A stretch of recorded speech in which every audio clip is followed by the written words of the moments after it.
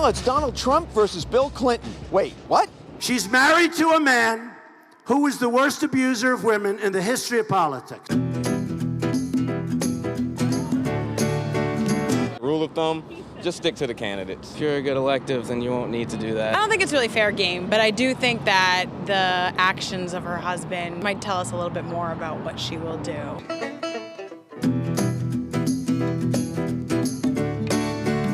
He made his bed. Now he's got a So it sounds like you think it is fair game. Sure. Talk to the people about what you intend to do, what you plan to do. He attacks everyone, so that's only par for the course. I don't think he's going to win either way, so I think he needs to take every shot he needs to get. We have a great country, and I wish that we would have a great statesman as our leader. Now to my favorite, this is my guilty pleasure, the OTR Roundtable Conversation. I just put the meat in the middle of the table and let them all run. So Democrat Marianne Marsh is with us this morning. Republican Eric Fernstrom is with us this morning. Ted was just talking about Bill Clinton. Eric, let me start with you. Excuse me, not going ladies first. Okay. Let me just start with you. Is it fair game? Is Bill Clinton fair game in this? He's not running Bill for president. Clinton is not Hillary Clinton's problem. Hillary Clinton is Hillary's problem. Every poll shows that people don't like her and they don't trust her. That's why she can't shake Bernie Sanders. To the extent that Bill Clinton's problems are hers, it would have to be shown that she attempted to discredit or silence one of the women who claims to have been victimized by Bill Clinton.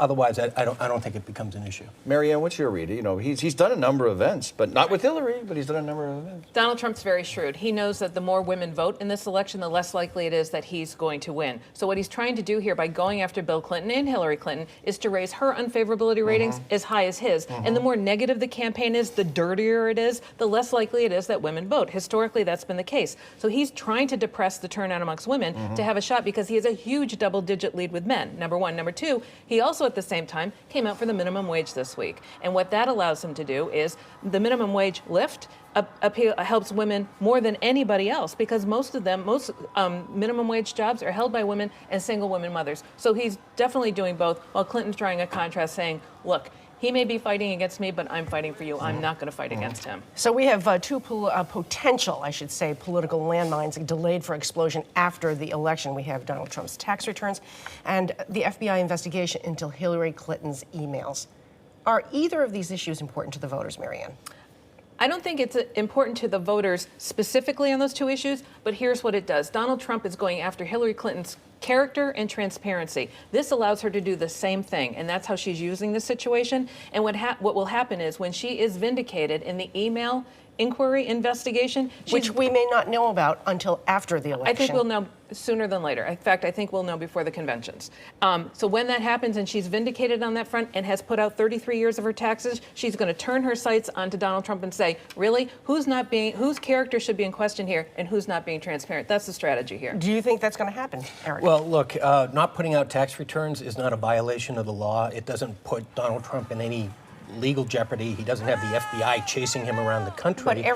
But on the other hand, Hillary Clinton has allegedly violated the national security laws of our country by mishandling classified information. If she's indicted, then her challenge is not how do I get elected president, it's how do I avoid jail. So this is potentially a much more explosive issue for Hillary Clinton than tax returns are for Donald Trump. This is the best Eric has when he can't even mention the fact that his former client, Mitt Romney, released all his taxes, and it obviously hurt him. And at the time, Donald Trump said Mitt Romney should have released his taxes sooner, and that's what hurt him, number one. Number two, allegedly is not enough in your answer. The fact is she will be vindicated. It will happen before the conventions, and then you can't even address it. Before the conventions I think Donald Trump should put out his taxes. I think Hillary Clinton should put out the transcripts of the speeches she gave behind closed doors to Wall Street. It can be a one-for-one trade. Mitt Romney even suggested Mitt Romney suggested if Trump doesn't do it, then he must be hiding something. Right. So Romney's gone A, therefore B. Well, so Romney has done that. Is Mitt Romney wrong? Possibly Hillary Clinton is hiding something by not putting out her Wall Street speeches. The apples for there apples could be an apples for apples trade. The apples to apples is the return, not the speeches in the return. The returns. Oh no! Look, Hillary Clinton cannot claim to be transparent vis-a-vis the tax return issue if she refuses to put out her Wall Street transcript. But is Mitt Romney wrong when he says that think Donald Trump has something explosive that he's hiding. Is Mitt Romney wrong about that? I don't know. I don't know what's in Donald Trump's tax returns. I have no idea. I think he should put them out. I think he should, and I think Hillary Clinton should release her speech transcript. Well, that is not one for I think one. everybody should be transparent and as transparent as possible. This is the buzzer for this issue. We're moving on to the next one. You just heard Kirsten Hughes this morning. Do you think the GOP, Marianne, will pick up seats in the Massachusetts legislature with Trump at the head of the ticket? No, Trump doesn't have coattails here because they actually see Republican Charlie Baker working with the Democratic legislature, which is exactly what's not going on in Washington. Eric, the fact we have a tiny Republican minority here in Massachusetts is not Donald Trump's fault. Look, if you're running for the State House, your best strategy is to focus on local issues and talk about being a check and balance on the Democratic majority at the State House. Our next topic is the horrible tragedy in Taunton this week, and it reflects on yet another weakness in our mental health care system. Can Governor Baker take the issue on too? Can the governor take this issue on, Marianne? And that's the issue, is mental health. I mean, this person sought help, didn't get the help, he was released too early, and look at the damage he did. And it's one more issue that this state has to address because of the danger it presents to society. Eric, do you think this will be a key part of the conversation this November, talking about security and terrorism? Well, it's a sad case. Your heart obviously goes out to the victims. Thanks